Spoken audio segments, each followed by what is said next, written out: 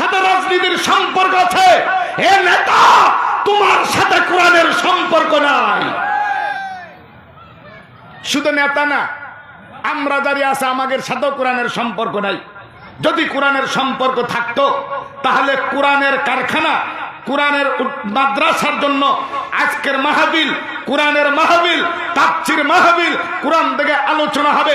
আমি জিজ্ঞাসা করতে চাই, এই আওয়াজ, এই স্লোগান যেই মুসলমানদের কানে যায়, সেই মুসলমান ঘরে বসে থাকতে পারে? এই জন্য আমি তো অনেক ক্ষেত্রে বলি, আপনার আবার কোন দিকে নিবেন তা তো জানি না। আমি অনেক ক্ষেত্রে বলি যে আমাদের বর্তমান সমাজের মুসলমান এ আবু জেহেলের চাইতে একটু ভালো ছিল। কথা কয় না, রাগ করলেন? বুঝানোর জন্য বলি, আবার রাগ করেন না। যারা আবু জেহেল মার্কা তারা সারা জীবন রাগ করছে, এখনো করবে। আমরা তো আবু জেহেল মার্কা না, কথা বলেন না কেন? আবু জেহেলের চাইতেও বর্তমান সমাজের মানুষ আমরা বেশি খারাপ। বলবেন হুজুর কেমনে? আসেন, আবু জেহেল, উদবা, সাইবা, আবু লাহাব আল্লাহর কোরআন মানে নাই, কোরআন বিশ্বাস করে নাই। কোরআন মানে নাই, তবে কোরআন বিশ্বাস করেছে। কথা বলেন, কোরআন বিশ্বাস করে আপনার আমার কোনো লাভ নেই। উমকে এমপি আপনি বিশ্বাস করে ঘরে বসে থাকবেন, জীবনে নির্বাচন করবেন না, কি কসুর লাভ হইবে? কথা বলেন। উমকের খুব সুন্দরী বউ, আপনি জীবনে বিয়ে করবেন না, মেয়ে দেখবেন না, আপনার কি লাভ হইবে? বিশ্বাস করে কোনো লাভ নাই যতক্ষণ না পর্যন্ত সেটা আমল করব। কথা বলেন ঠিক কিনা? আল্লাহর কোরআন বিশ্বাস করে একজন মুসলমানও কিয়ামতের ময়দানে নাজাত পাবে না যদি কোরআনের আমল তার ভিতরে না থাকে। আবু জেহেল, উতবা, সাইবা, আবু লাহাব এরা আল্লাহর কোরআন বিশ্বাস করত। কথা হয় না? তাও কি আপনার আমার চাইতে বেশি বিশ্বাস করত। বলবেন হুজুর কেমনে? প্রমাণ নেন। রাসূল করিম সাল্লাল্লাহু আলাইহি ওয়াসাল্লাম দ্বীনের দাওয়াত দিতেন। সারাদিন দ্বীনের দাওয়াত দিয়া কোরআন তেলাওয়াত করার সময় পাইতেন না। আল্লাহর নবী এশার নামাজের পরে নিজ গৃহের ভিতরে বসে আল্লাহর কোরআন তেলাওয়াত শুরু করে দিতেন। বন্ধুরা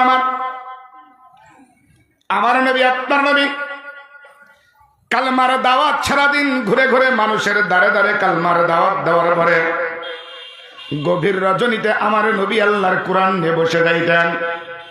মক্কার কাফেররা আল্লাহর কোরআনের ব্যাখ্যা সব বুঝতেন। কথা বলেন ঠিক না ঠিক?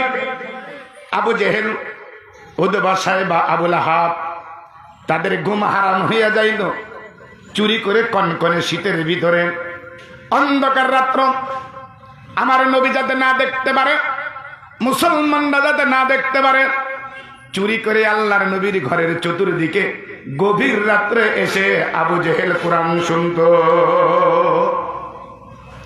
আমরা মুসলমান দাবি করি, ডাইকা মাইকিন করে না পাওয়া যায় না। কথা হয় না?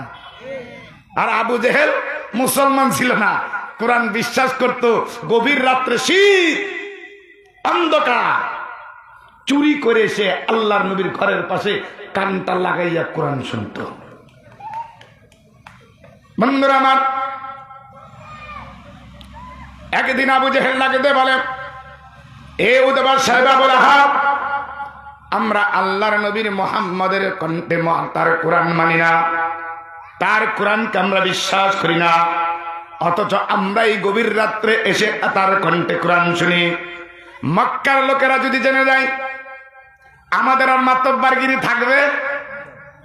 কথা বলেন। কোরআনের সাথে তোমাদের সম্পর্ক নাই। কেন নাই? তোমরা ভালো করে জানো, কোরআনকে যদি মেনে নিতে কও তাহলে তোমাদের মাতব্বারি থাকবে না। এটা আমরা ভালো করে জানি। এই জন্য তোমরা কোরআনের সাথে সম্পর্ক করতে চাও না, ক্ষমতার লোভে, অন্য কোনো কিছুই না, ক্ষমতার লোভ। আবু জেহেল ক্ষমতার লোভে আল্লাহর কোরআন বিশ্বাস করছেন কিন্তু মানেন নাই। বন্ধুরা আমার, আবু জেহেল রায় করে দিলেন আগামী কাল থেকে আর কেউ মুহাম্মাদের কণ্ঠে কোরআন শুনতে আসবে না। রায় হয়ে গেল। পরের দিন চলে গেল, গভীর রাত হয়ে গেল। আল্লাহর নবী যখন কোরআন তেলাওয়াত শুরু করবে সময়টা তাদের জানা ছিল। আবু জেহেলের ঘুম হয় না, আবু জেহেলের চোখের ঘুম আমার আল্লাহ কেড়ে নিয়েছেন। উতবার ঘুম হয় না, সাইবার ঘুম হয় না, আবুল আহাবের ঘুম হয় না, শুধু খাটের ভিতরে। কি অসুস্থ হইলে ঘুম হয়? হ্যাঁ, ঘুম হয় না। আল্লাহ অসুস্থ বাড়াইয়া দিছে, ঘুম হয় না। এখন উতবা সাহেবা আবুল আহাবরা